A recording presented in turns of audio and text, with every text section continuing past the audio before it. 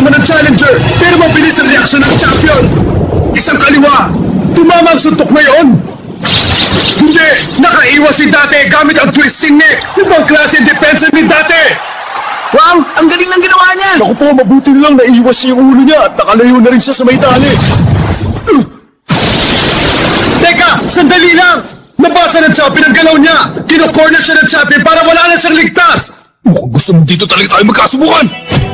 Heto na ang champion! Pinapaliguan niya na matitinding suntok ang challenger natin!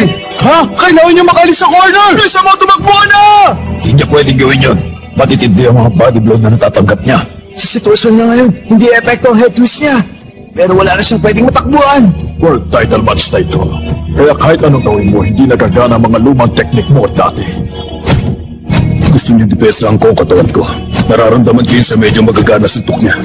Gusto niyo ibaba akong card ko para madali niya matamaan ang mukha ko. Kung ganon!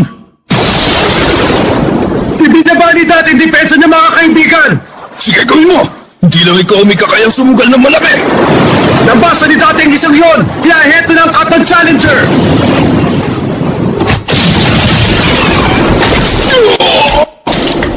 Ano nangyari? Isang matinding body blow mula sa champion mga kaibigan! Mukhang hindi ninasaan ng challenger na si Date! Magtatapos mo ulit sa second ang labang ito?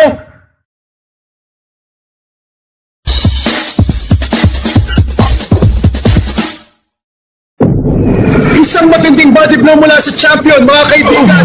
Magtatapos ba sa second round ang labang ito? Wala kang dapat ikaya kung matumba ka man dahil sa body blow ko. Ilang magagaling na boksingero mula sa iba't ibang panig ng mundo nang napalik sa ring dahil sa suntok kong yun.